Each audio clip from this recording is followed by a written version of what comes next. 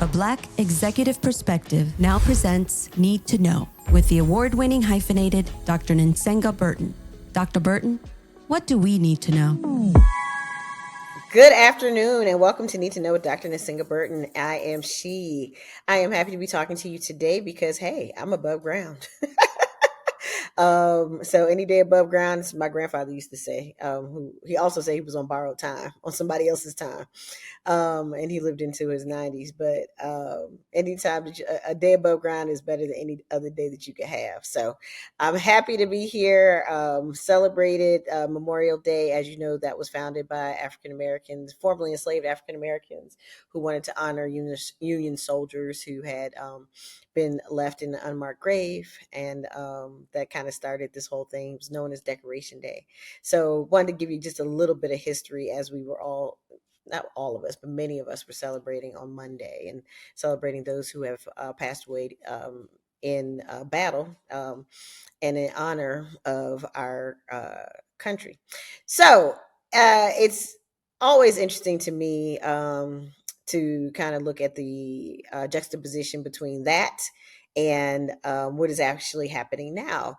Because we have someone who some call a draft dodger, 47, but who definitely has not served any time in the military.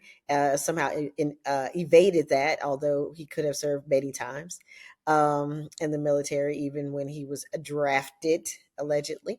But somehow, was not did not have to serve.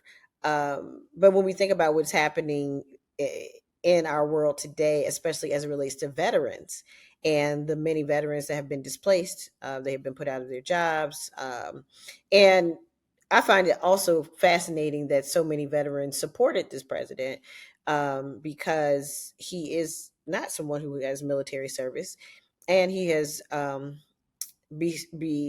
he has said some awful things about those who have, including, calling folks losers. I mean, he was horrible to John McCain. I mean, horrible.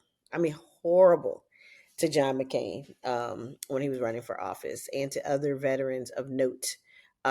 He has just not treated them well publicly. He has not spoken well of veterans publicly, and he just basically calls them losers. And he was, don't be mad at him because he was smart enough to not go to war, and because he didn't have to do that, and that because of his magnetic personality, he is able to attract um, you know supporters who are veterans, despite the fact that he has said these horrible things, and cut funding. He did that in the first term to veteran causes.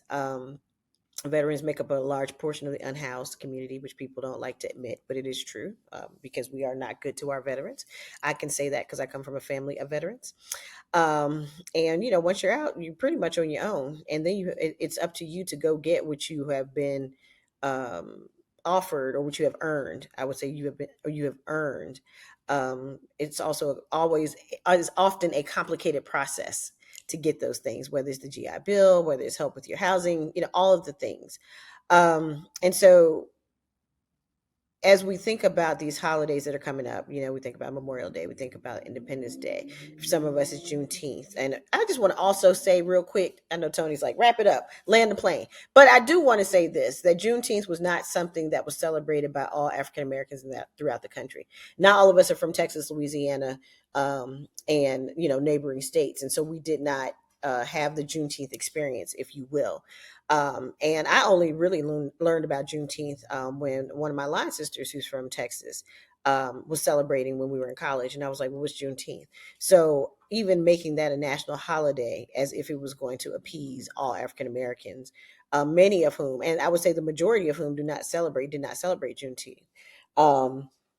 Is interesting. But what I want to talk about is the hypocrisy of this democracy and the hypocrisy of this president, and how he pretends to care about this particular population of veterans, military population, and does not. Whether it's firing the Joint Chiefs of Staff because he was Black, there was no reason to fire him, other than the fact that he was Black, and calling him a DEI hire, undermining all of the great work that he had done over the course of his career, all the people he had helped, all the lives he had saved, all the strategies he had put in place to keep America safe, under presidents of different political parties. He wasn't just an appointee by a Democratic president. He served under Republican presidents as well. So when you have that kind of person in office, when you see what is happening to veterans, when you do a bait and switch, right? Oh, we're just going to go after the blacks, knowing full well you're going to go after the veterans because they actually are protected by DEI. That is why when you apply for jobs, they have this section, and it's like, what's your race, what's your ethnicity, are you a veteran, do you have a disability? All of that is the DEI section. So it's not just black people like y'all like to pretend, or Latinx people like you like to pretend. It's also veterans. And the reason that we have these safety nets in place for veterans, because it's hard for them to transition back into society, particularly those who have been in battle. They have lots of challenges and issues that have to be met, and they have to be handled in a way that is kind and thoughtful and intentional. And then sometimes their jobs are so specific when they're in the military, it's hard for them to transition back into the workforce here, back, when they come to the United States, because the specificity of the job does not allow them to align their qualifications and skills with jobs that are available in the market. And so sometimes they have to apply. That's what we call application. You all want to call it a handout. But really what it is looking at what they have accomplished, achieved, and learned, and know, and mastered in the military, and how we can transfer, that's what we call transferable skills, transfer those skills to the current workplace so that we can get them employed. And of course, if you can think of anybody who is deserving of being employed, it certainly would be someone who has served in the military.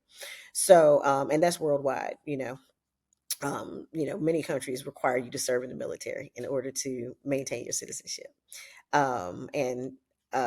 So I say that to say, what you need to know is sometimes what you're seeing is not lining up with what is really happening. And that we have to be mindful of people who are selling us one thing, but really doing something else. And so that is, oh, we love veterans. Veterans, they're my greatest supporters. Veterans love me. All of these things. I'm going to do things to help veterans. And then you look at what has happened and what is happening to veterans under this particular administration. They have really been disenfranchised. They've been displaced. Many of them had jobs in the federal government because that was a soft landing spot, if you will, for veterans. Many of them have had their whole division shut down. They've been made to leave. They have taken jobs, and the jobs no longer exist after uprooting their entire family. Things of that nature have happened. So I want you to pay attention to what is actually happening versus the rhetoric or the speaking that is happening. Do you really care about me when everything that you are doing, and I won't say everything, but a lot of what you are doing is going against me? Pell Grants, for instance, that is going against veterans as well.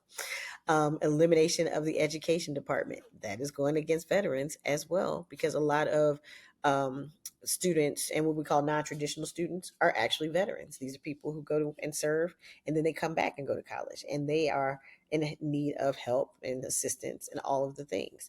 So I just encourage you, and what I need you to know is that you should look at people's actions and think less about their words. People will tell you this, and we know this in like relationships, we get this in friendships, but I want you to think about this in politics, because, oh, I don't trust politicians.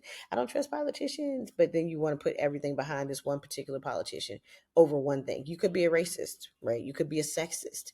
You could be anti-establishment. You could be an anarchist. There are lots of reasons why you might support this candidate, this particular president, but really look at what is happening to you and to your community.